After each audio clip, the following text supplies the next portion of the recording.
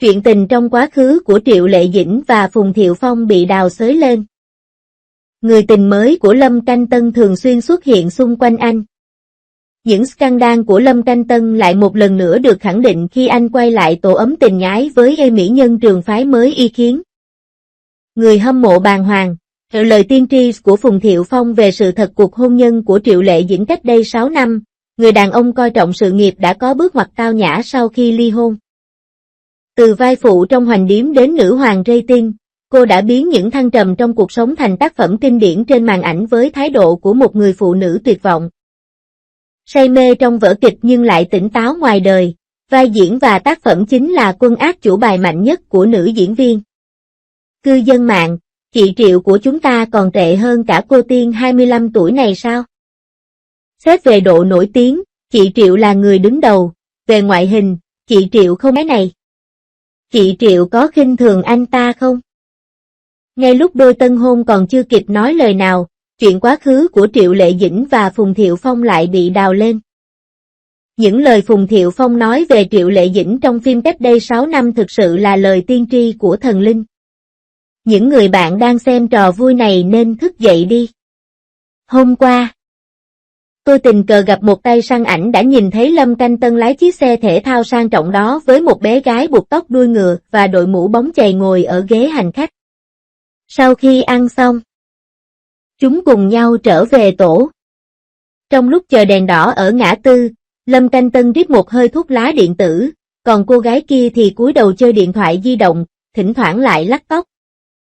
Hai người vừa nói chuyện vừa cười, trông giống như đang yêu nhau thật vậy. Trên thực tế, đây không phải là lần đầu tiên hai người này bị bắt. Họ được chụp ảnh mặc áo nỉ đôi khi đi mua sắm trong một trung tâm thương mại.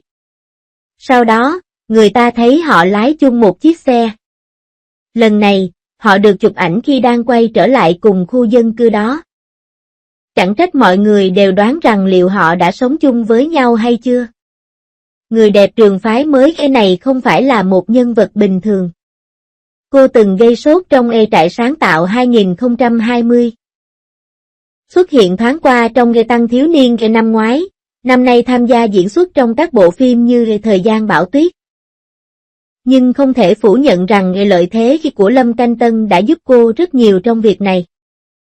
Mặc dù cô gái này chưa leo lên được vị trí cao nhất nhưng cô đã có một số mối quan hệ trong ngành giải trí. Một khi mối quan hệ này bị vạch trần, chắc hẳn những người hâm mộ du hành cùng Phượng Hoàng sẽ là những người buồn nhất. Trong quá trình quảng bá vô cùng náo nhiệt. Họ không chỉ phát sóng trực tiếp cùng nhau mà còn chia sẻ ảnh thời thơ ấu với nhau và thậm chí còn quảng cáo trang phục họ mặc trong phim. Ông ta thực chất là một ông vua có tiêu chuẩn kép. Một số cư dân mạng thậm chí còn đào lại được một cuộc phỏng vấn với Phùng Thiệu Phong cách đây 6 năm. Hôm nay xem lại thấy hơi rùng rợn. Cô ấy không thích tôi. Cô ấy chỉ quan tâm đến sự nghiệp của mình. Năm 2019, Phùng Thiệu Phong đã hỏi trong một chương trình với vẻ mặt bối rối, tôi vẫn không hiểu, cô ấy kết hôn với tôi là vì cô ấy thích tôi. Hay cô ấy chỉ đơn giản nghĩ rằng đã đến lúc nên kết hôn? Ban đầu những từ này được dùng để trêu đùa các cặp đôi, nhưng khi nghĩ lại, chúng giống như một chiếc đinh đóng vào trái tim của một cuộc hôn nhân. Năm 2018, cô đã đăng lời, khiến mọi người đều vô cùng sửng sốt. Điều thậm chí còn nực cười hơn là họ thậm chí còn không tổ chức đám cưới, không có ảnh cưới và thậm chí chiếc nhẫn cũng không được đeo cho đến khi cô ấy mang thai gần 7 tháng. Người khác nói Phùng là một anh chàng hay bà mẹ nội trợ thì có tính cách do dự, nhưng nếu nhìn nhận theo góc độ khác, chẳng phải Triệu Lệ Dĩnh cũng coi công việc của mình như một lá bùa hộ mệnh sao? Có một chàng trai trẻ đến từ Thượng Hải, gia đình anh sở hữu một doanh nghiệp dệt may. Cậu bé được cưng chiều từ nhỏ và thậm chí phải gọi mẹ đến giúp khi muốn thay bóng đèn. Cô gái này tên là Triệu Lệ Dĩnh, đến từ vùng nông thôn tỉnh Hà Bắc. Cô đã làm người hầu ở Hoành Điếm trong 7 năm trước khi cuối cùng trở thành nhân vật chính. Cô ấy làm việc hiệu quả và quyết đoán. Và cô ấy đã quay lại đóng các cảnh hành động chỉ 3 tháng sau khi sinh con. Khi họ ly hôn, có người tiết lộ và nghĩ rằng cô đang lợi dụng điều này để chiếm đoạt tiền của gia đình họ. Mẹ chồng và nàng dâu ngày nào cũng cãi nhau, tính cách hoàn toàn khác biệt. Thật là một điều kỳ diệu khi cuộc hôn nhân này có thể kéo dài được 2 năm rưỡi. Tuy nhiên, sau khi ly hôn, cả hai thực sự đã trở thành bom tấn thanh lịch trong làng giải trí. Sau khi ly hôn, đứa trẻ sống với bố ở Thượng Hải. Triệu Lệ Dĩnh sẽ đưa đứa trẻ đi dạo mỗi khi có thời gian. Chỉ vài ngày trước, giới truyền thông đã chứng kiến cảnh Phùng Thiệu Phong đưa con trai đến bệnh viện vào lúc nửa đêm. Anh ấy mặc áo nỉ màu đen và đội mũ bóng chày. Anh ấy đã đăng ký và thanh toán học phí một cách trôi chảy như đi siêu thị. Sau khi gặp bác sĩ, anh giao đứa trẻ cho bảo mẫu rồi đưa lên xe bảo mẫu do Triệu Lệ Dĩnh phái đến, rồi lái xe đi. Thật đau. So với những cặp đôi nổi tiếng đang trong quá trình ly hôn, cách họ xử lý vấn đề này khôn ngoan hơn nhiều. Khi được hỏi về mối quan hệ trong buổi phỏng vấn, cô ấy tự tin trả lời rằng cô ấy chỉ muốn tập trung vào công việc và để mọi thứ khác tự lo. Nghe thì có vẻ rất tuyệt. Nhưng ai biết được những giọt mồ hôi và nước mắt mà cô ấy đã âm thầm đổ ra phía sau hậu trường.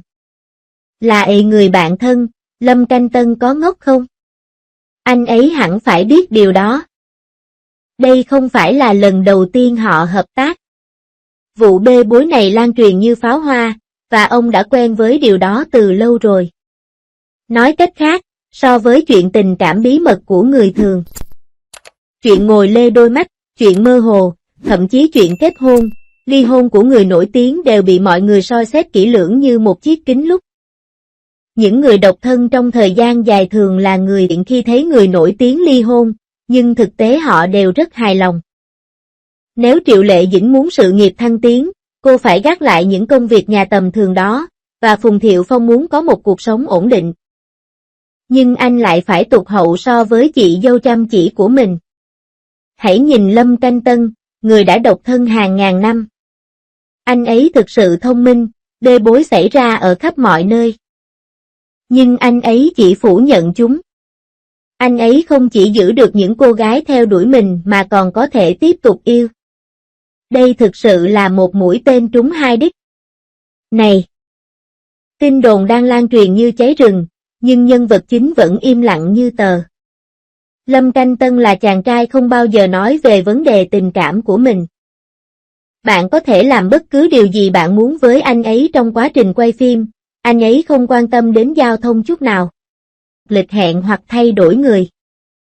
Thực ra, đừng quá coi trọng câu chuyện tình yêu này. Người nổi tiếng cũng là người sống.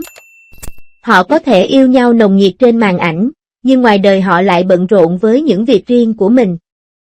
Dù Lâm Canh Tân và Triệu Lệ Dĩnh có diễn xuất thân mật đến đâu trong ngày du ngoạn cùng Phượng Hoàng, thực ra tất cả đều nhờ vào biên kịch và đạo diễn.